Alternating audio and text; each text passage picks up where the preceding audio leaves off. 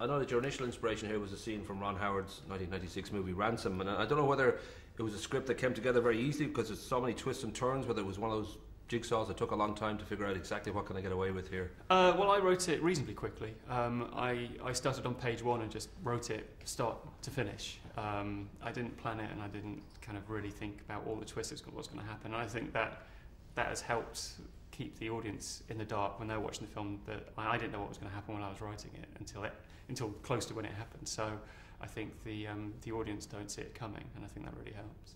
Well, the thing about plot twists in movies is that there's always a slight danger you'll leave the audience tied up in knots if they're not quite kind of catching every turn and what it means to the rest of the movie. And I don't know whether that was something that you just sort of instinctively knew would work, or whether you had to test that out and figure out if people would follow certain twists and turns in the plot. Sure. I mean, I think when you've got just one location and three characters, then the focus is so much on the characters and on the situation that people are kind of very much within that moment. And so if you twist that moment and you've got their attention, you should be all right. It's when bigger twists come from outside, sort of like kind of Deus Ex Machina twists happen in films. I think they're very hard to convince people because they seem to come out of nowhere, whereas hopefully the twists in this film, they seem organic because they've always been there, you've just not noticed them yet.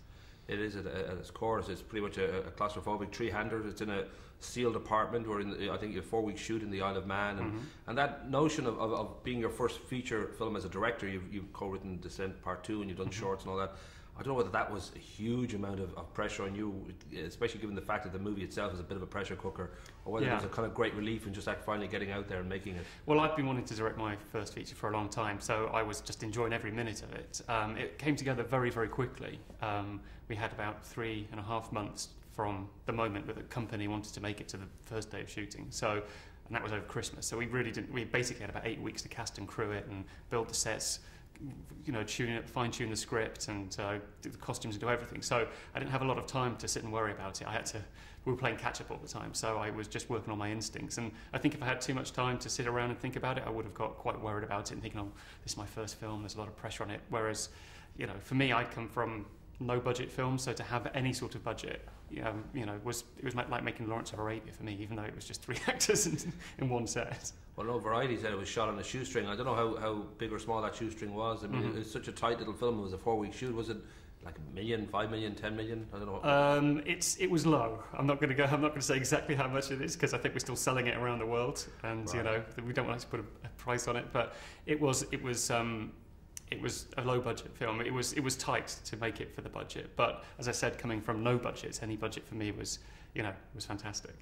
Well, we already mentioned Ransom, which was a kind of a starting point, but then there's certainly for people watching this, there'll be bits of that sort of Reservoir Dogs feeling, Polanski, maybe the Coen Brothers. Were there certain films that you sort of felt in your head that's sort of the area I'm aiming for, that's the kind of feel I want to get? Well, I've always liked these films that I call situation to the limit films like Panic Room and Reservoir Dogs, where you take one situation and one group of characters and then you spin it every way you can to make it as interesting as possible. And you know, you mentioned Ransom, but you know, the idea from Ransom was it was just that one scene in Ransom where you see the kidnappers taking care of the kid. The rest of the plot's off doing something else with Mel Gibson and Garrison East, and there's just this one scene where there's a little bit of a kind of a carer and patient sort of relationship going on in the background, and just you get a little glimpse of it in Ransom, and I thought, well, that's interesting. And so the idea of that sort of relationship was where we started off, and then the idea of the other kind of films and more to do with the limitations on the film.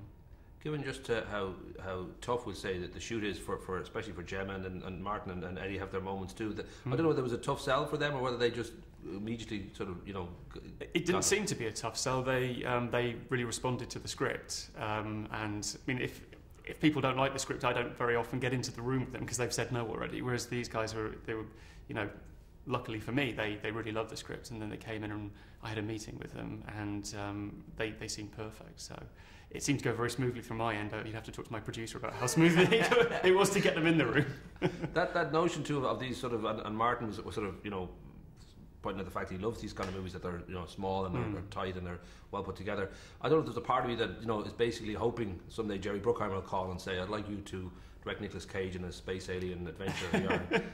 well, since this film was shown in Toronto, I've been getting calls not dissimilar to that. But I think, you know, what I love is good story and good character, and sometimes when the canvas is too big, it becomes about the canvas and not the subject on the canvas. And I think that I'll always be interested in making these films about character and story, whether that's, you know, like Steven Soderbergh, he makes Ocean's 11, which is about character and story, but then he makes The Girlfriend Experience, which you might say that's not about story, but it's certainly about character.